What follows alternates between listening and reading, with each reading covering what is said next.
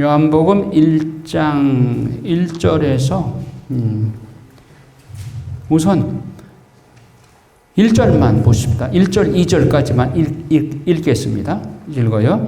한 처음에 말씀이 계셨다. 말씀은 하나님과 계셨는데 말씀은 하나님이셨다.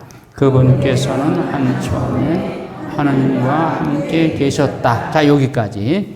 자, 여기 한 처음이라고 번역이 돼 있는데 우리말에 아주 좋은 말이 있어요. 태초에라는 말이에요.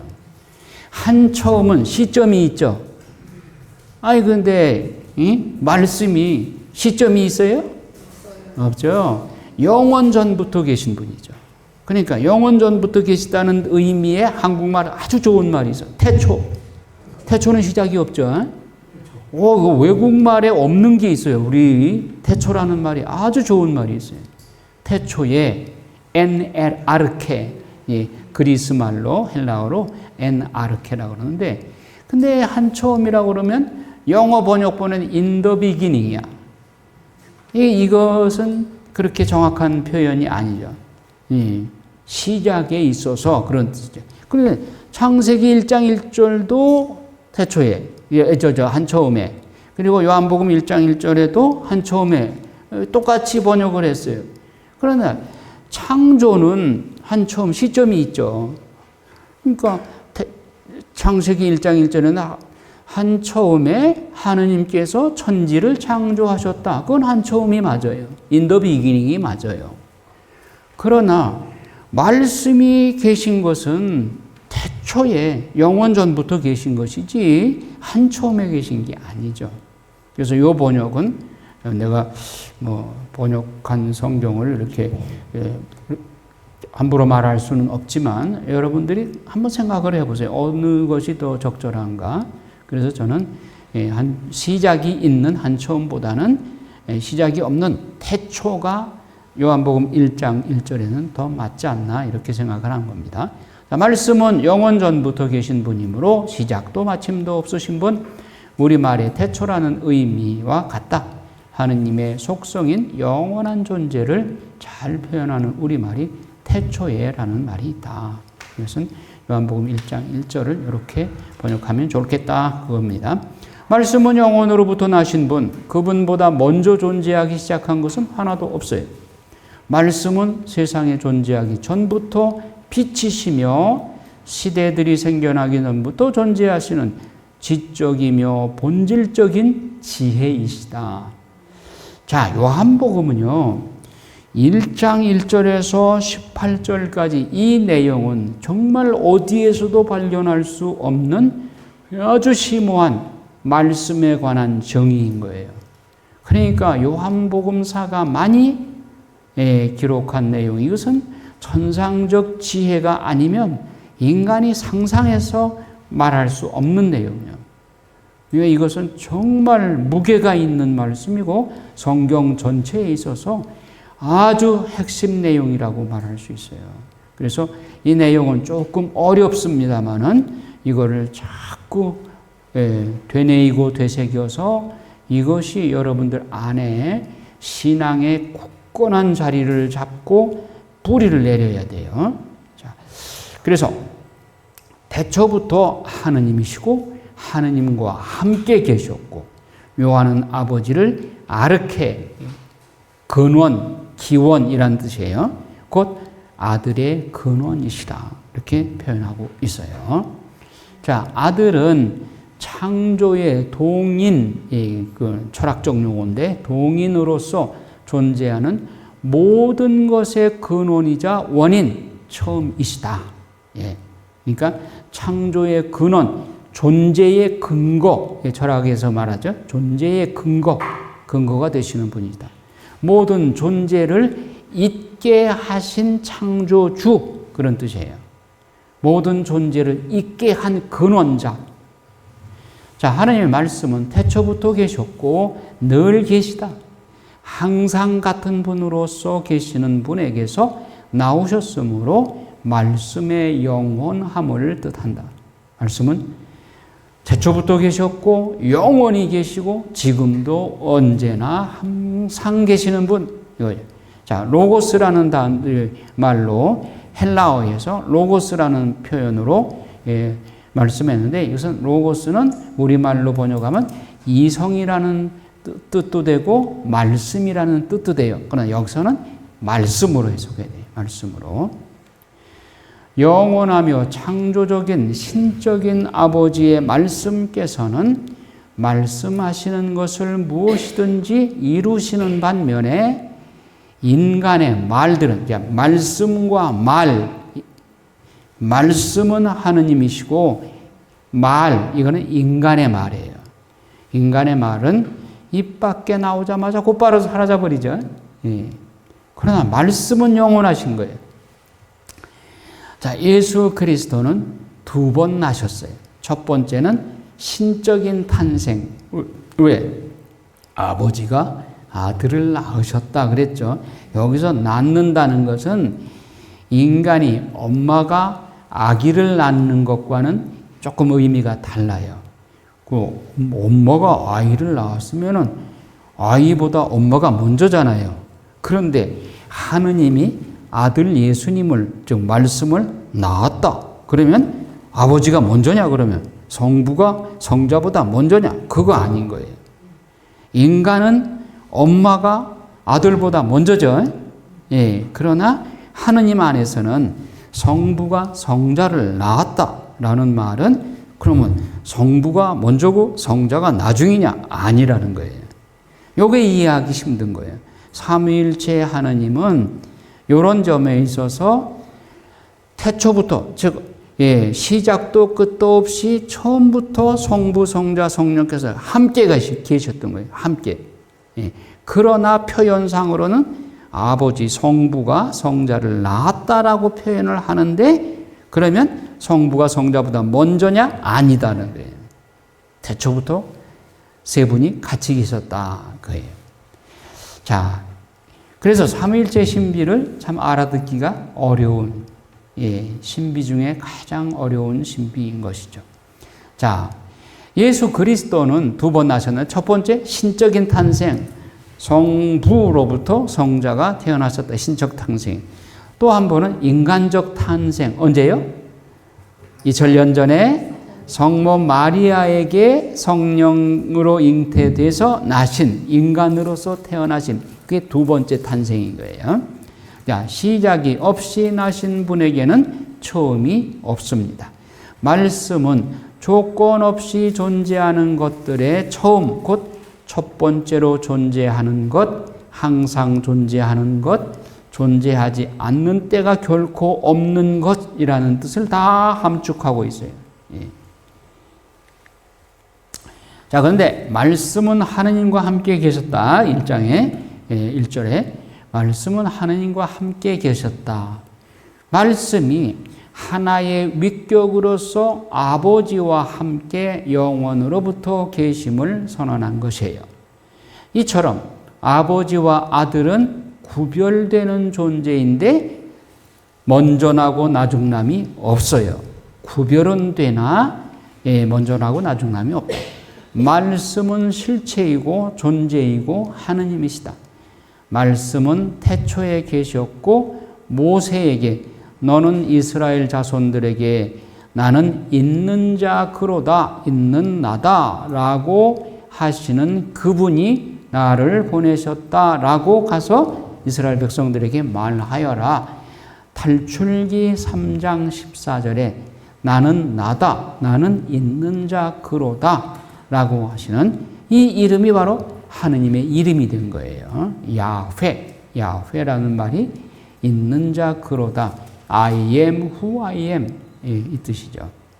자, 아버지를 만물 위에 계시는 힘이라는 의미에서 아르케, 존재의 근원 아르케라고 했고 만물 위에 계시는 신성이 드러나게 하려고 합니다. 신성은 자신이 존재하게 만든 것들보다 먼저 생기고 뛰어나고 그 모든 것을 지배하죠. 그렇죠. 만든 분이 만들어지는 피조물보다 먼저 있을 것은 너무나도 당연한 것이죠. 자, 만물 위에 계시고 만물을 다스리시는 이 아르케 안에 말씀이 계셨다.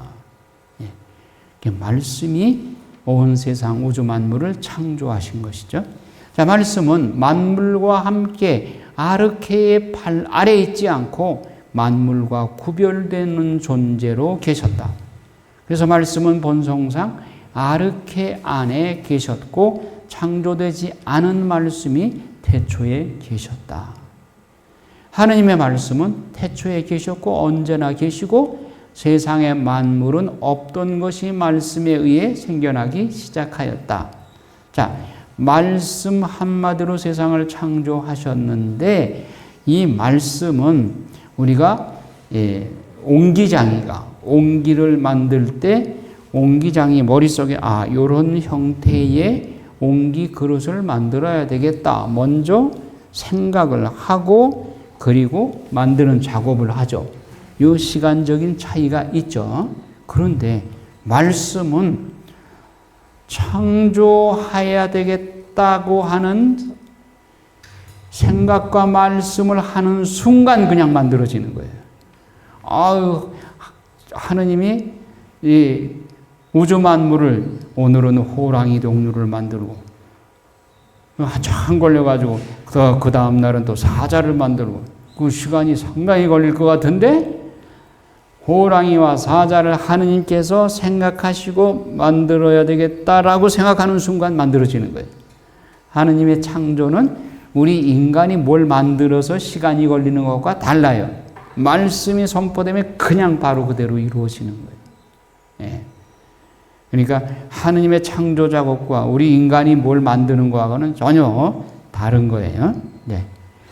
자, 하느님의 말씀은 태초에 계셨고 언제나 계시고 세상의 만물은 없던 것이 말씀에 의해 생겨나기 시작했다.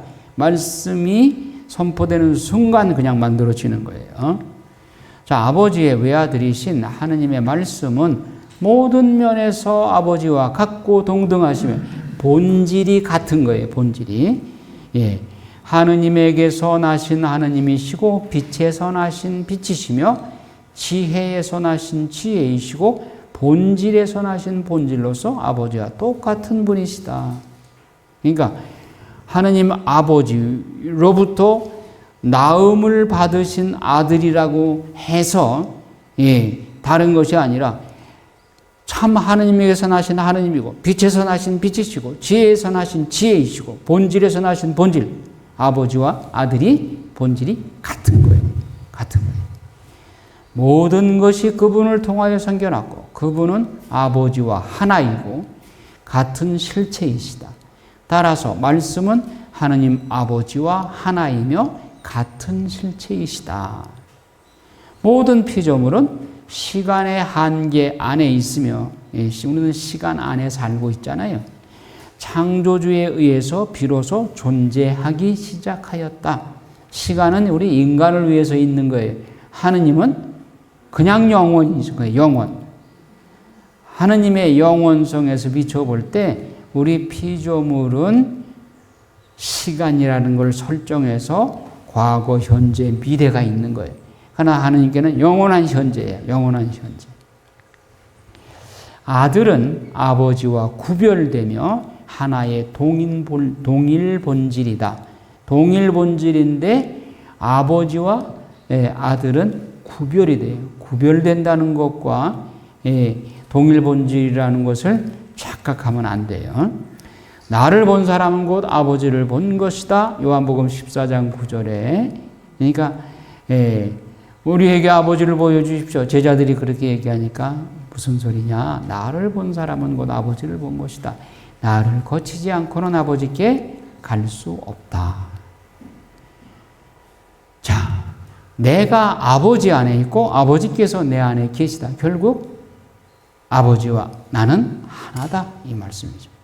말씀이 하느님과 함께 계셨다고 하면 위격적으로 제2위격으로서 실제로 아버지와 함께 살아 계심을 뜻하고 영지주의 위험성을 경고했다. 자, 요한복음 사가 때에 교회를 괴롭힌 이단이 있었어요. 그게 영지주의. 그노티시즘이라는 게 있었어요. 영지주의. 이 영지주의는 예수님의 육화를 부정했어요. 그러니까 예수님 하느님의 영은 영적인 존재일 뿐이야. 육신을 입고 세상에 올 수가 없어. 그렇게 주장했던 것이 영지주의예요. 그래서 요한복음사가는 살이라는 말씀이 살이 되어서, 즉 몸이 되어서 이 세상에 오셨다. 예수님의 육화를 요한복음사가는 아주 강조를 해요. 영지주의를 배격하기 위해서. 어떻게 하느님이 사람의 육신을 입고 오느냐? 영지주의에서 그런 주장을 했어요. 그러나 예수님은 실제로 사람의 모습으로 살을 입고 세상에 오셨다. 그것을 요한복음사는 아주 강조를 하죠. 영지주의의 이단을 배격하기 위해서. 자, 아버지와 아들의 본성이 같음을 고백하는 동시에 두 분이 개별적으로 존재하심도 당연히 고백하고, 구별되는 다른 성부요, 성자요. 성부의 위격과 성자의 위격으로 구별된다. 본질상으로는 하나이지만, 그리고 고백하고 성령과 함께 삼위일체의 완전한 모습을 지닌다는 것을 말하고 있어요. 자, 요한복음은 복음서의 맛배, 복음서의 복음 중에 복음이다. 요한복음서는 요한 사도가 예수님의 가슴에 기대어 예수님의 신비한 비밀을 터득한 표현을 한다. 다른 복음서에서는 예수님의 육화 이야기로 시작하는데, 요한은 그분의 잉태, 탄생, 교육, 성장 등에서는 관한 내용은 모두 생략해요. 왜? 공관복음에 다 나와 있으니까 반복하지 않아요. 곧바로 그분의 영원한 나심, 즉 말씀에 관해서 바로 들어가요.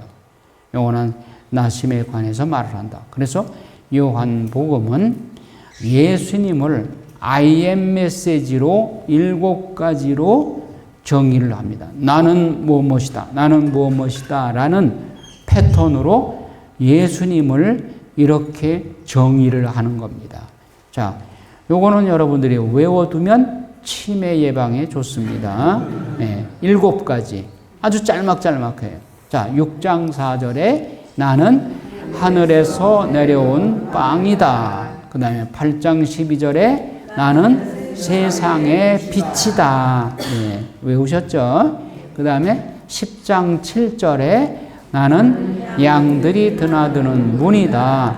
그 다음에 10장 11절에 나는 착한 목자이다. 그 다음에 11장 25절에 아까 마르타와의 대화에서 나는 부활이요 생명이다. 그 다음에 14장 6절에 그 유명한 나는 길이요 진리요 생명이다.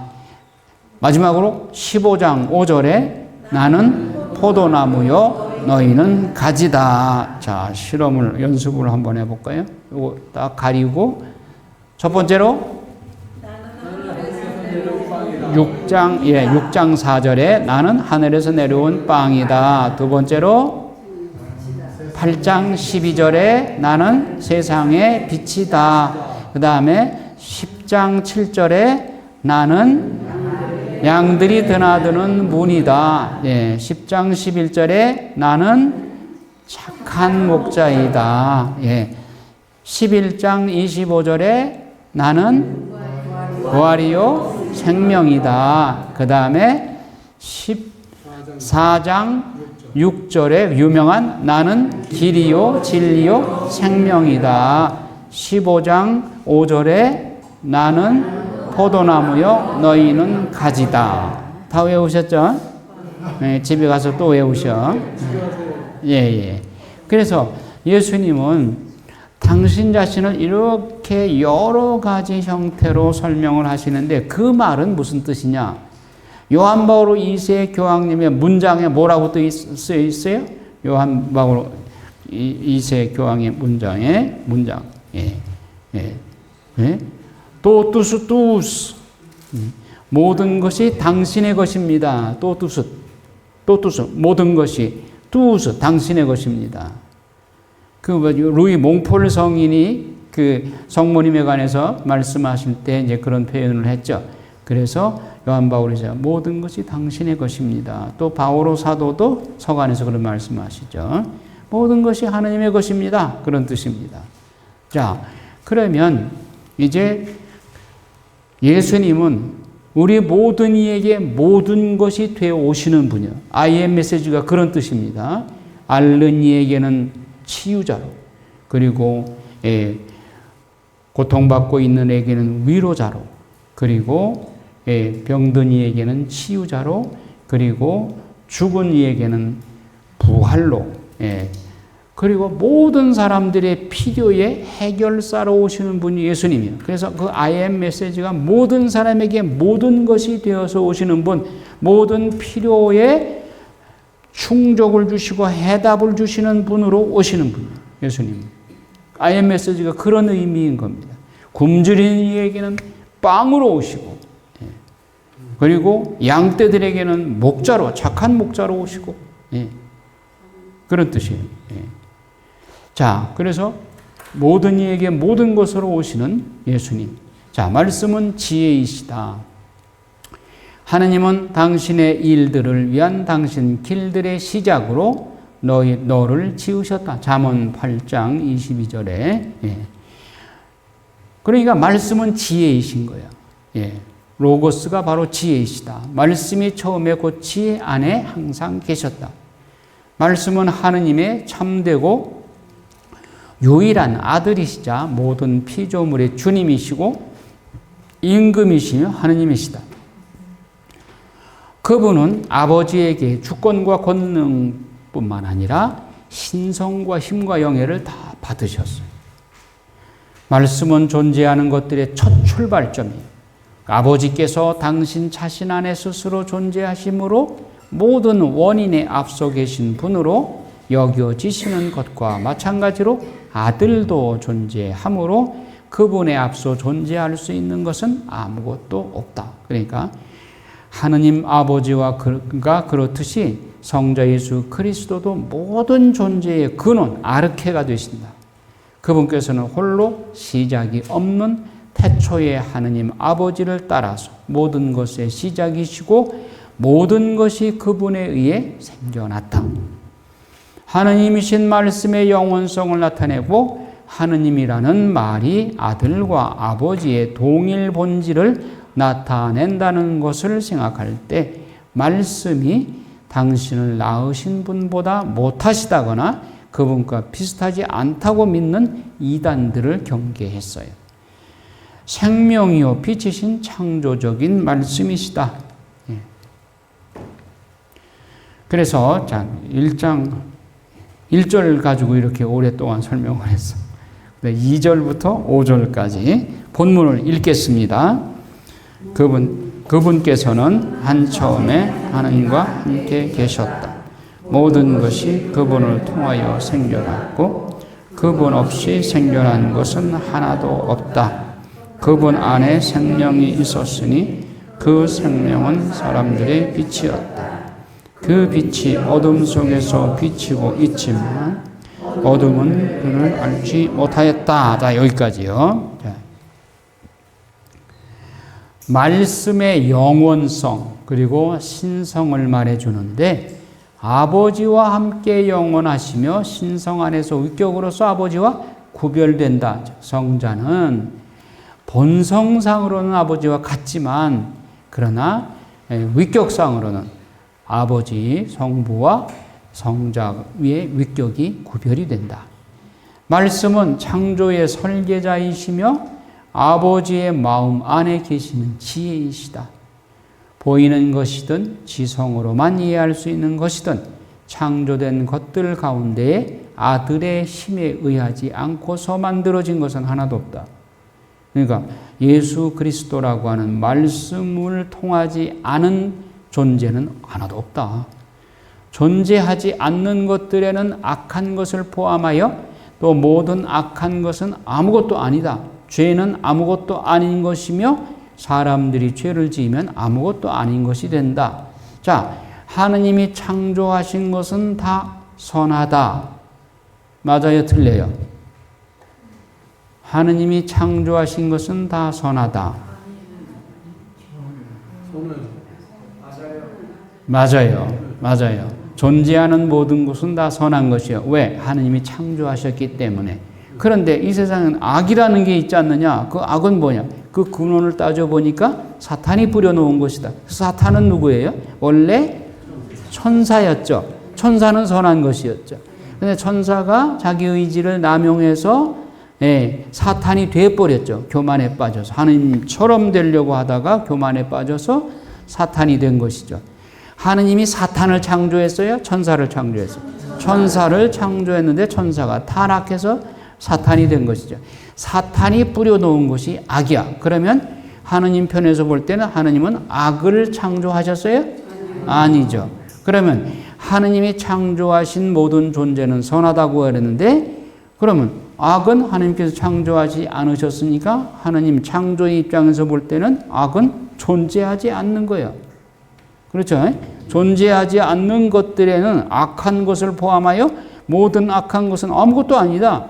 죄는 아무것도 아닌 것이고 사람들이 죄를 지으면 아무것도 아닌 존재가 돼버려. 네. 여러분은 선을 행하도록 하나님이 지어주셨어. 그런데 악을 행하면 그 존재는 하나님 눈에는 없는 거예요. 없는 거예요. 존재 자체가 없는 거예요. 아무것도 아닌 존재 자체가 없는 존재가 되기를 원해요? 하느님이 창조하신 선한 존재가 되기를 원해요? 그럼 우리는 선을 행해야 되겠죠? 네. 성경에 우리는 우상이란 아무것도 아니라는 것을 알고 있습니다. 고린도전서 8장 4절에 성경에 나오는 말씀이에요. 우상 아무것도 아니에요. 헛것이요. 헛것을 섬기니까 하느님이 화가 나시는 거예요. 있지도 않은 우상을 섬기고 그걸 신이라고 거기 가서 절을 하고 그러니까 하나님이 얼마나 화가 나셔. 응? 살아계신 능력에 전능하신 하느님을 제껴놓고 황금 송아지를 갖다 놓고 그게 우리를 구원해 주신 신이다. 그러니까 하나님이 얼마나 마음이 아프셔. 그러니까 부모님이 계시는데 자녀가 아들이 부모님한테 좀 야단을 맞았다고 그래가지고 저 망부석한테 가서 당신이 오늘부터 내 아버지요. 그러면 되겠어요? 네. 그러니까 하느님이 우상 앞에서는 화가 진노하시는 거죠. 그래서 하느님 안에만 생명이 있다. 나음을 받으신 하느님은 생명이셨고 생명으로 나신 것이지 나신 후에 생명이 되신 게 아니야. 그냥 그분은 존재 자체가 생명이신 거예요. 성자 예수 그리스도는 존재 자체가 생명이신 거예요. 하느님의 아들이신 하느님께서는 나심으로써 하느님이 되신 것이지 나고 난 후에 하느님이 되신 것이 아니에요. 살아계신 분에게서 살아계신 분으로 참되신 분에게서 참되신 분으로 완전하신 분에게서 완전하신 분으로 당신의 권능을 온전히 지닌 채로 나셨다. 예. 자, 말씀 안에서 생겨난 것은 생명이었다. 그리스도를 믿지 않는 자는 아무도 살아있지 못하며 하느님 안에 살지 않는 자는 모든 죽은 자들이다. 아까 말씀하고 연결시킵니다. 죄는 있지도 않은 것이고 죄를 범한 인간도 하느님 앞에는 없는 존재나 마찬가지야. 죽은 자들이야. 모든 것이 하느님의 지혜에서 생겨났는데 이 지혜는 모든 것이 생겨나기 전에 그것을 설계로 지니고 있다. 따라서 이 설계대로 생겨난 모든 것은 그 자체가 생명은 아니지만 생겨난 모든 것이 그분 안에서 생명인 것이다. 자, 그분 안에, 예수 그리스도 안에, 말씀 안에 마르지 않는 생명의 샘이 있다. 예, 마르지 않는 생명의 샘. 말씀이 그렇다는 거예요. 아무리 포내도 줄어들거나 마르지 않는 생명의 샘이 말씀 안에 있는 겁니다. 태양이 온 우주를 비추어도 빛이 줄어들어요? 밝기가 감소해요? 그렇지 않죠. 하느님의 생명의 힘도 창조 전이나 후나 같아요. 아유, 하느님이 이제 예수님이 2000살이나 되셨으니까 이제 지금은 힘이 많이 빠졌지 않겠나? 안 그래요? 예. 아이, 후레쉬, 그 전지, 건전지는 아주 오래 쓰면 막 이 빛깔도 흐려지고 나중에는 이제 전기가 다 방전이 돼 버리죠. 하느님의 능력은, 권능은 마르지 않는 생명의 생명. 예. 이 생명은 창조 행위만이 아니라 창조 후 생명체가 유지되도록 하는 섭리도 가리킨다. 우리를 생명을 창조하셨을 뿐만 아니라 생명체를 유지 보존하는 권능도 예수님께는 있단 말이에요. 자, 부활에 대한 암시. 생명께서 우리와 함께 계시기 위하여 오셨을 때 죽음의 힘이 사라져 버렸다. 죽음은 사탄이 뿌려놓은 씨예요. 만물이 그분을 통하여 창조되었고, 골로새서 1장 17절에 예, 이것이 그리스도가 뿌리로 또 근원으로 불리는 까닭이다. 아르케, 생명의 근원. 자, 그 생명은 빛이었다 말씀하죠. 그분이 죽음을 얻으실 이유가 없어요. 예, 생명 자체이시니까. 한편 우리가 생명을 얻을 능력이 없어요. 우리 안에는 없어요. 마치 태양과 달같이. 태양은 자체적으로 빛을 발하죠. 달은 어떻게? 태양의 빛을 받아서 반사할 뿐이지 달 자체의 빛의 능력은 없죠. 우리 마찬가지. 예수님으로부터 빛을 받아서 우리가 밝아지는 것이지 우리 자체의 빛의 능력은 없어요. 그분께서는 당신의 거신 생명을 우리에게 주기 위해서 우리의 거신 죽음을 당신이 십자가에서 대신 죽어주신 거예요. 그래서 당신의 거신 생명을 우리에게 교환 조건으로 주셨어요.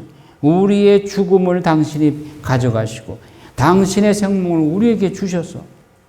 그 하느님 아버지 입장에서는 당신의 독생자 예수 그리스도의 생명을 내 생명과 맞바꾸셔서 이렇게 고마운 일이.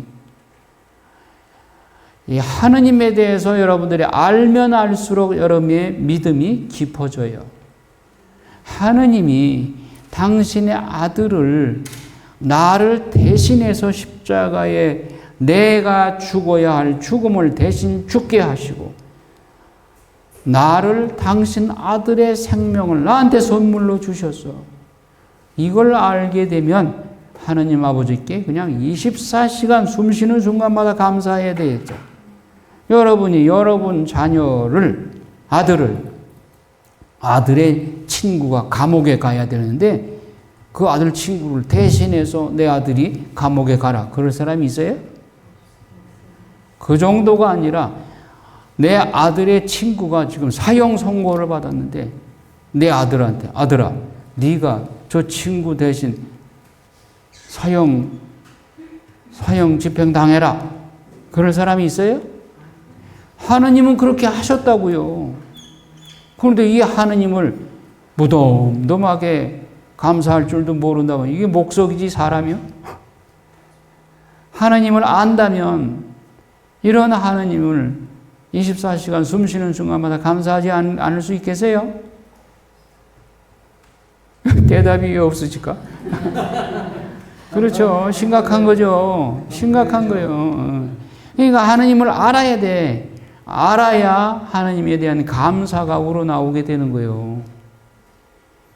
아니 그러니까 예수님은 고마워할 줄 알아. 왜? 예수님이 십자가에 달려 계시니까. 그런데 그 예수님을 내어주신 하느님께 대해서는 감사할 줄을 몰라. 아유 구약 성경 보니까 껄핏하면 그냥 하느님이 막 벌 주시고 전쟁 일으키시고 그러니까 구약의 하느님은 그냥 무서운 하느님, 벌 주는 하느님으로만 생각하셔. 그러니까 하느님 아버지가 이거 안 되겠다 해서 왕관을 벗어 땅에다 내려놓고 인간 세상에 당신이 직접 내려오셔서 성부 하느님께서 지금 내가 이런 하느님이지 그렇게 잔인하고 무서운 전쟁 좋아하는 하느님이 아니야 라고 지금 설명하죠. 에우제니아 수녀님한테 지금 그 메시지 주시죠. 그 책 다 읽어보셨죠? 조그만 책자. 그거 한번 사서 보셔. 저 성물방에 가서 얘기하셔. 그 책. 그러니까 성부 하느님이 우리가 너무 성부 하느님에 대해서 몰라요. 그러니까 내가 내 아들을 너희를 위해서 대신 죽어주라고 보내준 사람. 그러니까 나는 내 아들을 내 생명과 맞바꾸었어. 내 아들을 죽음으로 몰고 죽어야 할 너를 내 아들의 생명을 대신 너한테 선물로 주었어. 이런 하느님이요. 그럼 이 하느님이 나를 위해서 그렇게 아들의 생명까지도 희생제물로 바쳐주신 분, 또 예수님 그 아버지의 명에 순명해서 겟세마니에서 아버지 하실 수만 있다면 이 잔이 저기서 비켜지나가게 해주십시오. 그러는 내 뜻대로 마시고 아버지 뜻대로 하소서. 그 얼마나 그 끔찍한 그 고통을 당신이 대신 짊어지신 거예요. 그 바곡들에서 자면 강의에도 나오잖아요. 그렇죠? 나는 바곡들에서 자면 강의를 2번, 3번 계속 들어요. 여러분들 한 번 듣고 마나? 그분 강의 정말 여러분들한테 필요한 강의요. 나는 성경 내용을 이렇게 원칙적인 강의를 하지만 그분은 삶의 현장에서 여러분과 같은 삶을 살면서 부딪히는 신앙의 문제들을 그렇게 묵상 자료를 설명해 주잖아요. 그러니까 둘째 주, 넷째 주에 빠지지 말고 참석하시라고. 그런 강의 어디서 들어? 나는 진짜 어떤 신부님 강의보다도 그 강의를 더 2번, 3번씩 들어요. 여러분들도 그렇게 들으셔요. 예. 자, 생명은 빛이다. 이 말씀. 이거 깊이 새겨 들어야 됩니다. 생명은 빛이. 생명은 비춤이시다. 빛으로 오신 예수님께서 비춰주시는 거예요. 우리가 생명이 아닌 것에서 돌아서서 진정으로 생명을 소유하기를 갈망할 때 비로소 우리는 처음으로 생명을 얻게 된다. 이러한 생명이 우리 안에 존재하게 되면 그 생명은 지식의 빛을 얻는 기초가 된다. 자, 예수님의 빛을 받아야 진리를 깨닫게 돼요. 이 성경 말씀도 깨닫게 되고 진리를 깨닫게 돼요. 무엇이 옳고 그른 것인가를 판별할 수 있게 돼요. 그리고 이 생명과 빛은 아주 밀접 불가분의 관계가 있어요. 이 빛을 통해서 우리가 생명회로 나가게 되는 거예요. 자, 그 빛이 어둠 속에서 비치고 있다. 우리가 살고 있는 세상 어둠이야, 어둠. 어디 한 구퉁이를 봐도 어둠이 아닌 곳이 없어. 이 세상 봐요. 진짜 눈 감으면 고백할 만큼 이 세상이 그렇게 거짓이 판을 치고 있어요. 어둠이야, 어둠. 마음이 어리석은 자는 빛을 받을 수가 없어요. 죄에 파묻혀서 빛을 볼 수 없기 때문에 지혜가 그의 앞에 없어서가 아니라 그가 지혜 앞에 없기 때문에 지혜는 항상 우리 주변에 있어요. 우리가 지혜를 환영하면 언제든지 우리에게 들어오실 준비가 되어 있어. 문제는 내가 지혜를 등 돌리고 안 보려고 하니까 눈을 감고 있으니까 안 보이는 거예요. 자, 하나님도 마찬가지. 하나님은 우리 안에 들어오기를 원하셔. 내가 하나님께 등을 돌리고 있으니까 하나님은 볼 수가 없는 거예요. 우리가 한때는 어둠이었지만 지금은 주님 안에 있는 빛입니다. 에베소서 5장 8절에 우리는 하나님을 알기 전에는 어둠 속에 살았어요. 그러나 지금은 주님을 알고 세례를 통해서 주님을 빛으로 받아들이고 그 빛 안에서 살기 때문에 우리는 어둠을 다 물리쳤어요. 빛이 어둠을 이기죠. 어둠은 빛을 거부하지만 빛을 이기지 못한다. 그리스도께서는 인류의 유익을 위하여 몸소 우리의 어둠을 취하셨다. 그러니까 예수님이 십자가에서 아버지 어찌하여 나를 버리셨나이까. 그러니까 예수님이 온 인류의 죄를 당신 몸에 다 뒤집어 썼잖아요. 죄덩어리야, 죄덩어리. 죄덩어리가 십자가에 달려 있으니까 이게 어둠이죠. 어둠을 당신이 다 받아들이신 거예요. 우리에게 빛을 주기 위해서. 세상에 이런 분이 어디 있어? 어둠은 빛을 거부하지만 빛을 이기지 못해요. 그리스도께서는 인류의 유익을 위해서 몸소 우리의 어둠을 취하셨어요. 당신이 죄덩어리가 대신 되어 주셨어. 그게 어둠이죠. 어둠을 당신이 다 취하신 거예요. 그분께서는 당신의 힘으로 우리의 죽음을 이기시고 디모데오 후서 1장 10절 우리의 영혼 안에 있는 어둠을 완전히 멸망시키시고 이사야의 말을 실현시켰다. 즉 이사야 9장 1절에 어둠 속을 걷던 백성이 큰 빛을 봅니다. 나자렛 그 지역이 옛날에 이사야서 9장에 보면은 솔로몬 당시에 쓸모없는 땅이었어요. 그 나자렛 그 지역, 가파르나움 그 지역이. 그러나 거기에서 예수님이 선교 무대를 삼고 거기에서 빛으로 오신 그분이 그 어둠 속을 비추셨잖아요. 그러니까 어둠 속에 걷던 백성이 큰 빛을 예수 그리스도를 보게 됩니다. 마태복음 4장 16절에도 인용하고 있죠. 말씀 안에서 생겨났고 생명이기도 한 이 빛이 실로 우리 영혼의 어둠 속에서 비치고 있습니다.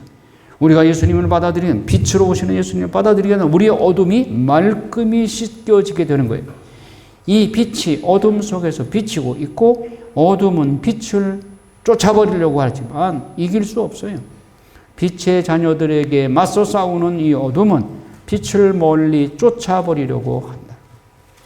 하지만 하느님께서 우리 편이신데 누가 우리를 대적하겠습니까? 로마서 8장 35절에 바로 어제 여러분 본당에서 김대건 신부님과 정화상 바오로와 동료 순교자들 기념 대축일 미사 지냈잖아요. 그때 읽은 이 독서 내용이 이거잖아요. 로마서 8장 35절. 누가 우리를 감히 그리스도의 사랑에서 띄어올 수 있겠습니까? 환난입니까? 박해입니까? 역경입니까? 굶주림입니까? 나오잖아요.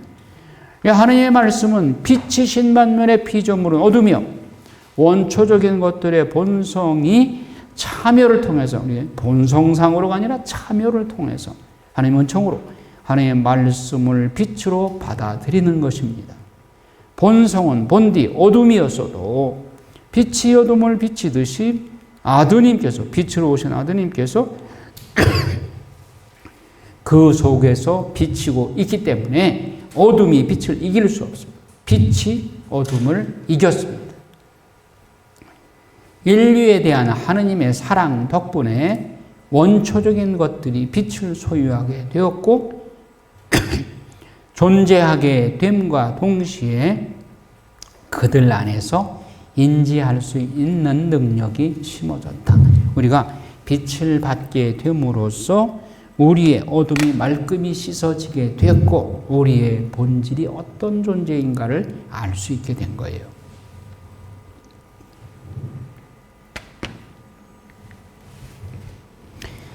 자, 6절, 9절 요거 하나만 더 보고 6절, 9절까지 읽어봅시다.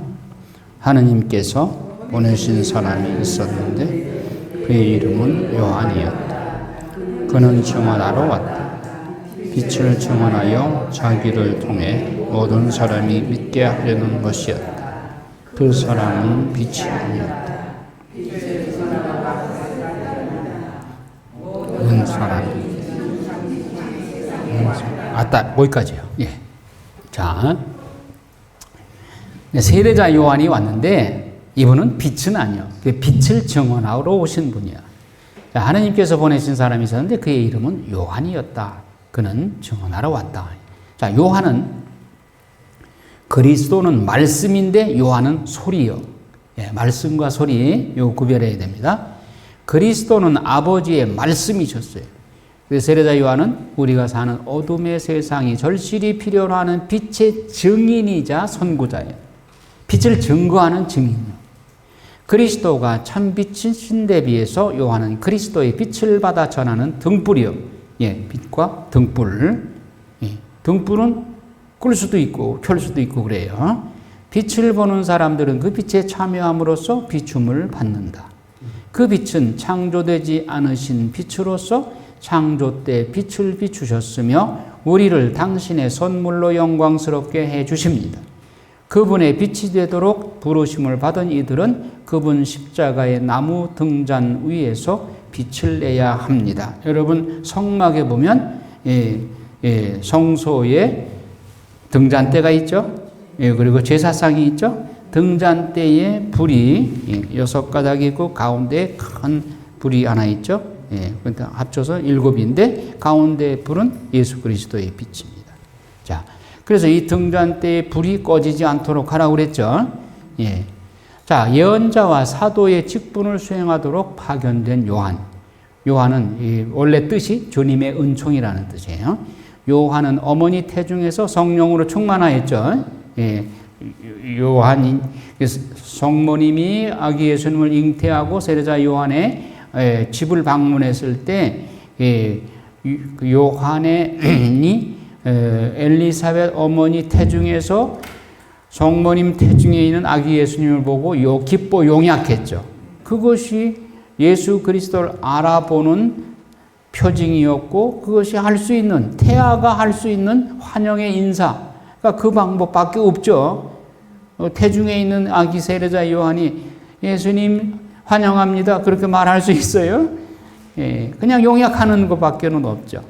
자, 그래서 예수님께서 그 세례자 요한에게 원죄를 사해 주셔서 세례자 요한이 탄생할 때는 원죄가 없도록 배려해 주셨다. 그래서 6월 24일 날이 세례자 요한의 탄생 대축일로 지내고 있죠. 자, 말씀이신 그리스도와 광야에서 외치는 이의 소리인 요한의 대조. 하나님은 이제 예수님은 말씀이고 요한은 광야에서 외치는 이의 소리. 예. 스가랴가 하나님의 말씀을 알릴 소리의 출생을 믿지 않아서 벙어리가 되었다. 벙어리가 된 이유도 의미가 있죠. 멀숨의 선구자로 태어나서 그 선구자로서 역할을 해야 되는데 그걸 믿지 않으니까 벙어리로 만들었어요. 말씀을 전할 소리를 태어나게 해야 할 아버지가 그걸 믿지 않으니까 벙어리로 만드는 거예요. 그래서 세례자 요한이 탄생하니까 그 입이 다시 열리기 시작했다. 자, 사람은 소리를 들어야만 비로소 소리가 알려주는 말씀을 받아들일 수 있다. 요한이 빛을 증언하러 왔다. 이 이야기. 요한이 엘리사벳 태중에서 마리아의 인사를 듣고 기뻐 뛰는 것은 그리스도께 대한 증언이었다. 그는 그리스도의 잉태와 탄생의 신성을 증언하고 있었던 것이다. 어둠 속에 앉아있는 사람들은 빛을 필요로 합니다. 빛이 어둠 속에서 비치고 있다면 그곳에서 어둠은 아무런 활동을 할 수 없으므로 우리는 지금 참여하지 못하고 있는 그리스도의 다른 면들에 함께 하게 될 것입니다. 그리스도는 세상에 태어난 모든 사람들을 비추는 참 빛이셨고 요한은 빛을 증언하러 왔을 따릅니다. 그래서 요한은 빛을 증거하는 증언을 하러 오신 분이다. 역할의 차이가 있다. 자, 10절부터 13절까지는 다음 시간에 하도록 하고 여러분들 미사를 보나벤투라 신부님하고 지내시기 바랍니다. 영광이 성부와 성자와 성령께 성부와 성자와 성령의 이름으로 아멘. 감사합니다.